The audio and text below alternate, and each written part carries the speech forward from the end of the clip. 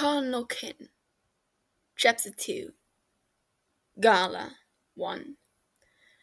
Written by the Royal Librarian and read by Heo Stories.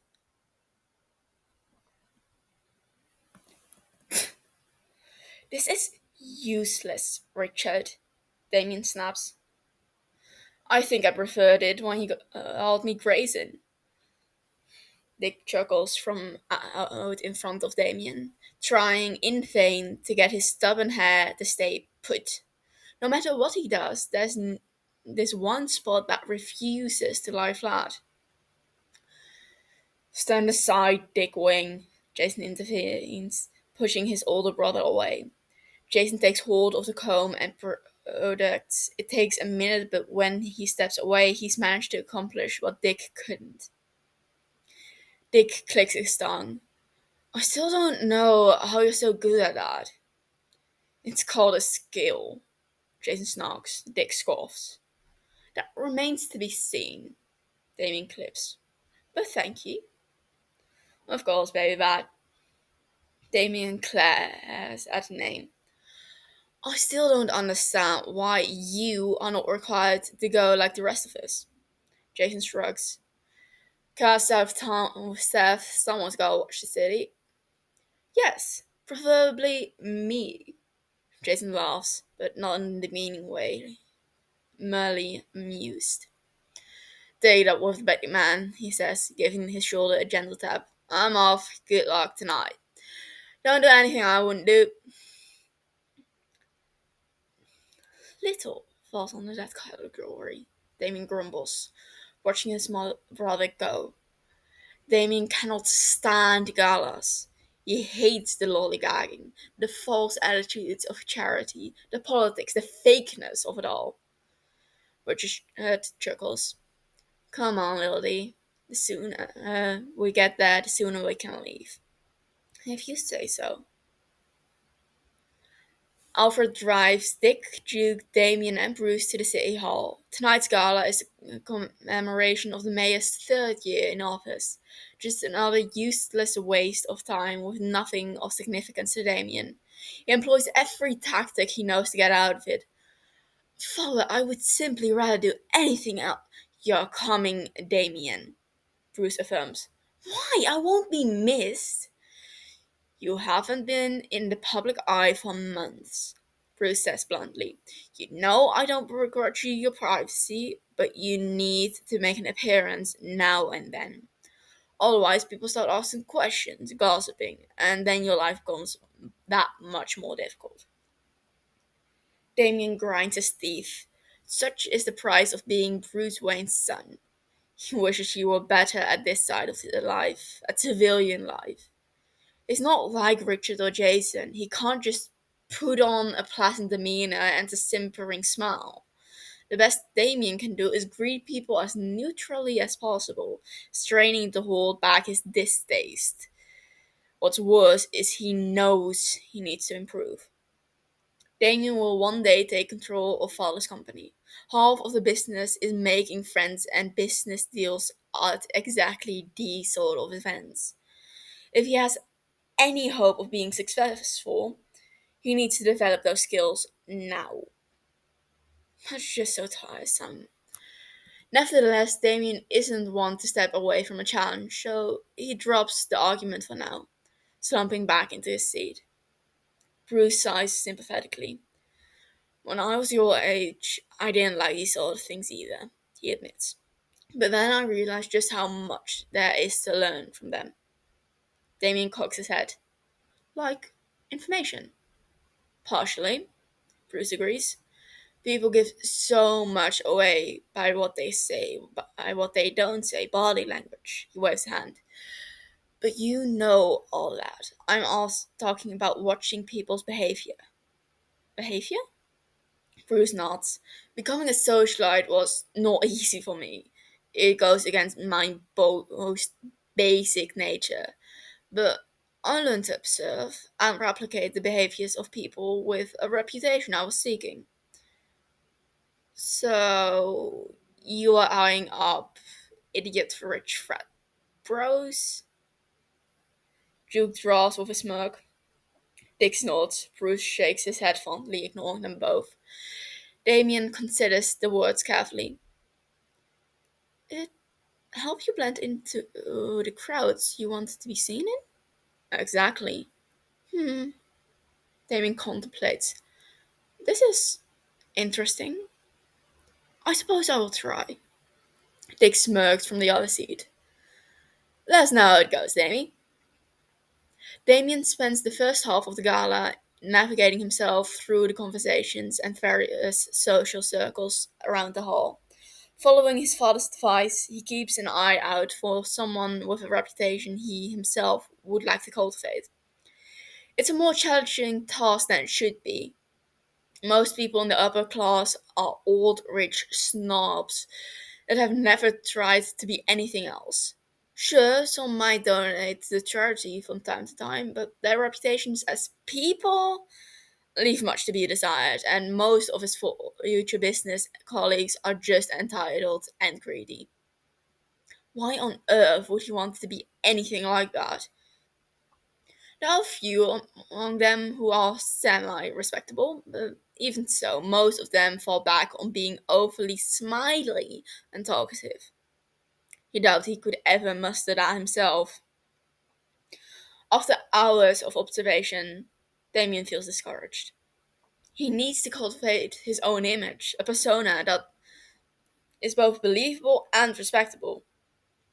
He can't be what his father and siblings are, a playboy persona like what Dick and father do.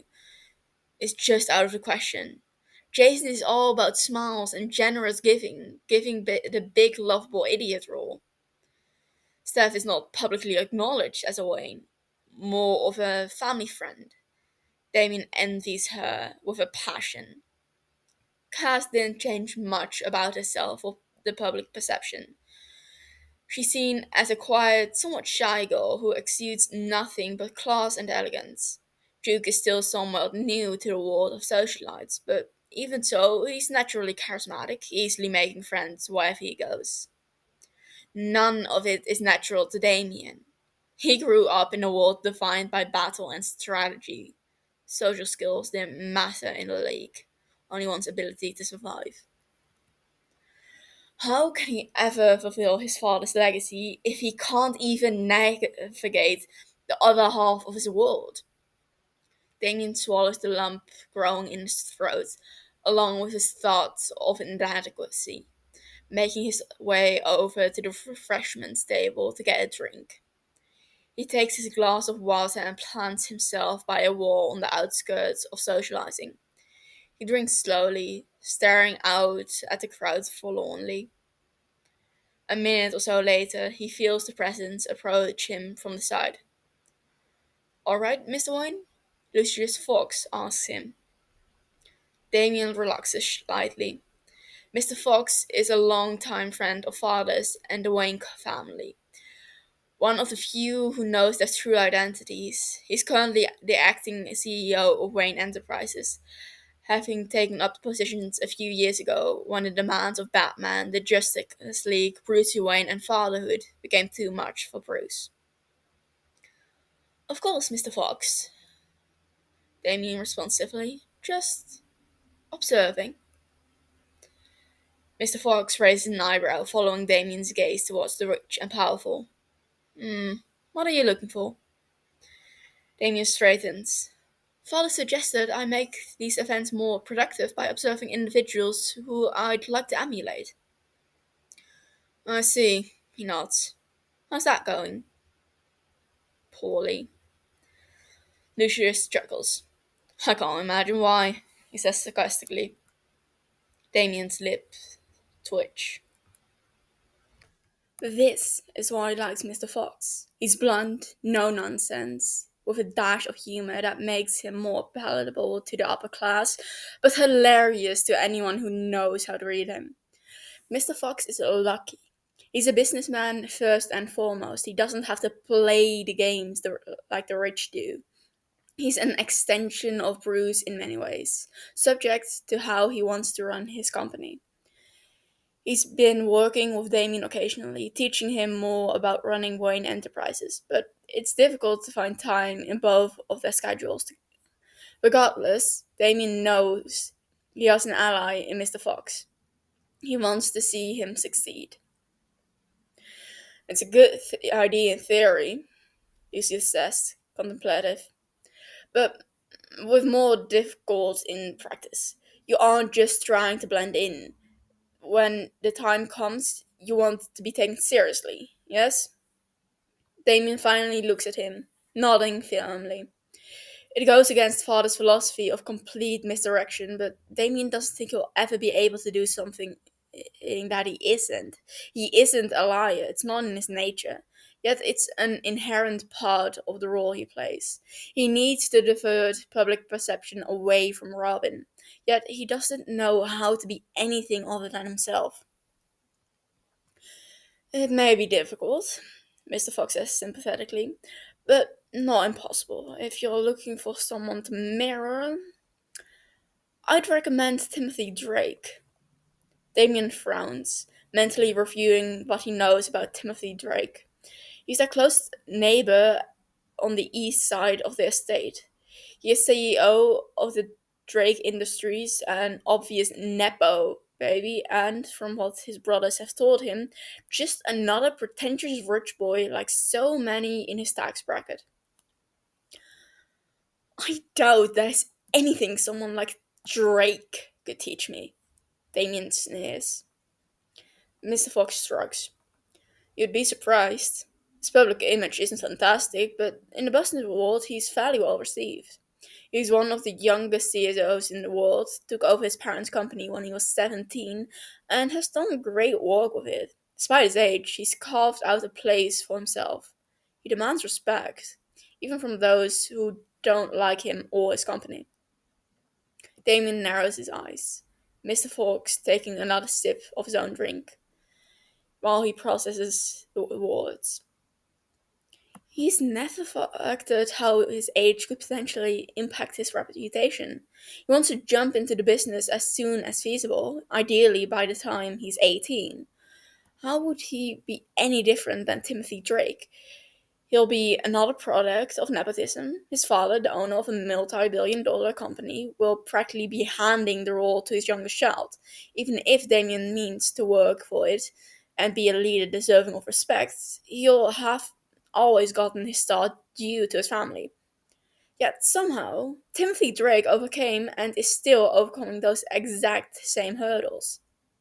He even gained Mr. Fox's respect, who, even at events such as these, does not associate himself with idiots. Hmm, Damon grunts softly. How did he accomplish this? Mr. Fox smirks, giving a small, overly casual shrug. You'd have to ask him. Damon glowers at him, finally seeing where this was going. I'm supposed to be observing? Mr. Fox chuckles. You can do both, trust me. This'll be a good connection for you to make. He looks through the crowd and points out a young man across the hall. Damien recognizes him from various newspapers and magazines. Timothy Drake is dressed to perfection in a simple but well tailored black suit with subtle green accents. His hair is as dark as Damien's or any of his siblings, slightly wavy but still flawlessly held in place with likely an enormous amount of product. He manages to make his whole appearance look effortless, which Damien knows from experience it is anything but. He's not so bad, but I will warn you, he has a sharp tongue. Mr. Fox turns to him seriously. If you insult him, you will not like the consequences. Then why bother? Damien grumbles. Why not? You're trying to learn, aren't you? No better person here for you than Tim Drake. Damien sighs, not happy about this, but seeing his point nonetheless. Fine.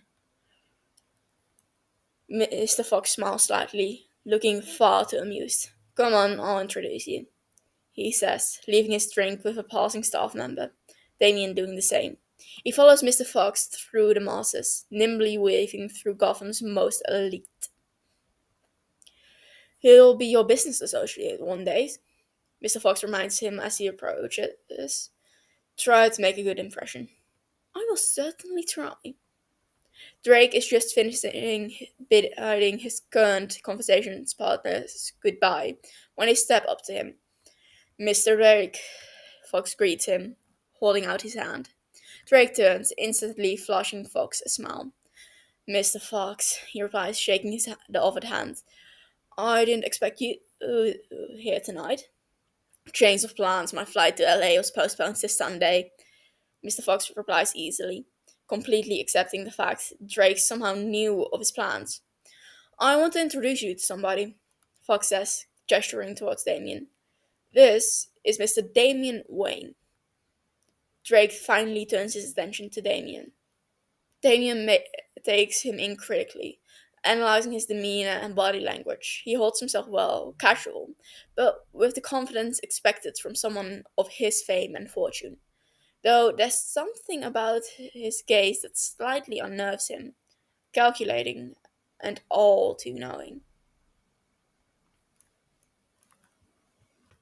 Their eyes meet, and for a split second, Damien catches a well of emotions there, completely out of context with the time and place. But as soon as he blinks, it vanishes, so suddenly that he's certain he must have imagined it. Ah, yes, the youngest Wayne, am I right? Drake says, holding out his hand.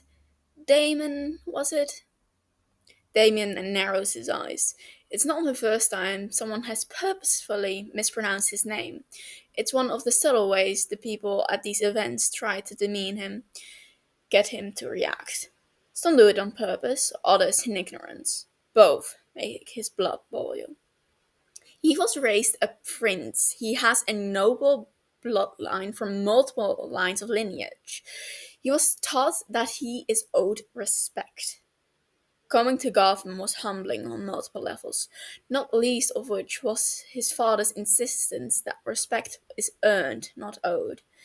It's something he continues to struggle with, especially from the elite, who have yet to learn anything from Damien, least of all his respect. However, something about the way Drake asked the question makes him hold back a biting correction. Drake is very intelligent, Mr. Fox said so himself. He's clearly a social master, as his upbringing has taught him to be. He obviously heard Fox say his name correctly, and even if he didn't, he would already be aware of the members of the most prominent family in Gotham. But his expression tells Damien he isn't mocking him. Drake gazes at him almost curiously, yet with a hint of a challenge. A test, he realizes. Damien takes his hand cordially. Damien, actually, he corrects calmly, politely, like it was a simple mistake. Damien Wayne, it's a pleasure to meet you, Mr. Drake. Mr. Fox has told me great things. Timothy Drake's grip is firm but not forceful, exuding an effortless confidence that Damien cannot help but admire, even begrudgingly. The corner of Drake's mouth twitches, his eyes dancing with amusement and approval. My mistake, he says with a slight bow of his head, his tone even and composed. He looks back over at Fox. Great things, huh, Lucius? He mutters teasingly, almost cocky. I certainly hope you haven't embellished too much. Fox looks like he's barely refraining from rolling his eyes. No need for embellishments. You've earned your reputation, the good and the bad. Tim hums, his eyes flickering with something unreadable. Fox places a brief hand on Damien's shoulder. Damien here is just starting to learn the business. He's gonna take over WE when I retire. Is that so? Drake raised an eyebrow towards Damien. It is, he confirms, keeping his voice carefully steady. It's still a few years off, but I'm looking forward to it. An ambitious goal, Drake acknowledges. You don't want to do other things before you take over. Damien's never really considered that. His life's mission is to fulfill his family's legacy. What else is there? I'm invested in the company's future, he answers diplomatically as he can. Drake tilts his head curiously, reminding Damien a bit of a bird. You'll have big shoes to fill. There's never been a better CEO of Fort Wayne Enterprise than Lucius Fox. Fox scrutinizes him skeptically. Flattery, Timothy. Drake smirks. I only speak the truth. Damien crosses his arms, doing his best to ignore the slight dig at his father. He can't help but level a challenging stare. That may be, but I'm not one to be intimidated by difficulty. Drake's smile only sharpens slightly, as if pleased. Good. The conversation continues with slight pleasantries, nothing of importance, yet Damien finds himself thoroughly engaged. Everything Drake says and does is done with purpose, intentional. He does not offer patronizing praise, nor does he talk down to Damien, a rare thing Damien has gotten used to being dismissed. Instead, Drake treats him like a potential equal, an opponent worth testing. And that is more intriguing than anything else he's seen the entire night. After a few minutes, someone approaches to pull Drake into another discussion. Before he goes, he nods to Damien with a slight smile. It was a pleasure to meet you, Mr. Wayne. Likewise, Damien responds, realizing he actually means it. He finds Drake interesting, something almost familiar about him. Damien separates from Mr. Fox to check in briefly with his father, after which he spends the rest of the evening trying to remain within earshot of Drake, observing him from a distance. He watches as he navigates the room, never staying in one conversation too long, never allowing himself to be cornered or outmaneuvered. Drake does not pander, nor does he feign interest in conversation that do not serve him. When faced with doubters or passive-aggressive snipes from older businessmen, he parries with ease, never overly aggressive, but cold and biting when it calls for it. He's never crass, but always sharp enough that his detractors either retreat or leave having lost metaphorical ground. It's a dance of words, strategy in its own right, and Damien finds himself fascinated by the effortlessness way Drake handles it. There is intelligence there, experience, and a wit that intrigues him. Drake is young, yet, as Mr. Fox said, he commands respect from those who would otherwise dismiss him, and he does it not by brute force or intimidation, but through sheer competence, knowledge, and the ability to outmaneuver those who think they can trap him. As the night winds down, Mr. Fox steps up behind him again. Well, did you what do you think of him? He's impressive, efficient, Damien admits. Fox chuckles, shaking his head. Careful, that sounds like a compliment. I recognize when something possesses a skill I lack, Damien grumbles. That's good, Fox says. Timothy is an enigma, even to me at times. I think he's even smarter than anyone gives him credit for. Damien mulls that over silently. Thank you for the introduction, Mr. Fox, he says sincerely. Tonight was enlightening. You were right. I think given the chance, I could learn quite a bit from Drake. Fox cocks his head thoughtfully, his expression contemplative, and his eyebrows drawn together. Mr. Fox? Sorry, it's just, well, if you're serious about that, I think I may have a job opportunity for you. His eyes dance with something akin to mischief. It could give you some good hands-on experience, but I'll have to inquire and see if it's even possible. You're almost due for summer break, aren't you? Damien nods once. Yes, I have 2 weeks left in this semester. Hmm. I'll ask around and talk to your father. How about we sit down sometime next week and I'll tell you more about it? Very well. Damien agrees hesitantly, not sure if he should be excited or skeptical. Don't look so suspicious. Fox smirks.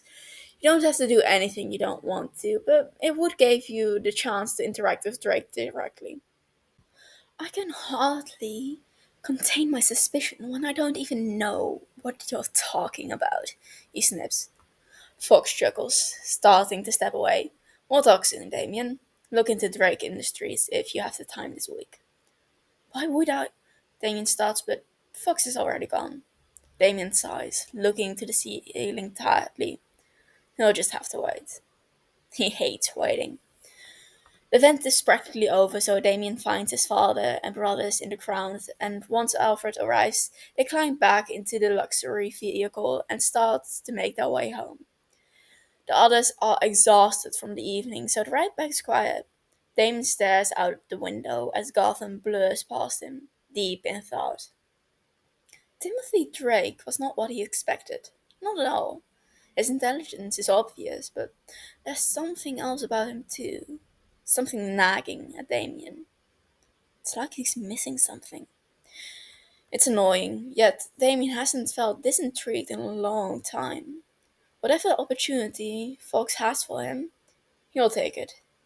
He's not one to waste opportunities in the first place, but if he is to master this game, this world, he will need to learn from the best. He will need to learn from Timothy Drake. Author's notes. As so it begins. End of chapter 2. I hope you liked it. I had a lot of fun recording it, so um, I think I'm going to merge this chapter and chapter 1 together. They're not that uh, long, and well, I would like to get this fic done within the half year, which should be possible with 24 chapters, but well, as I said after the first chapter, they get long. Have a nice day.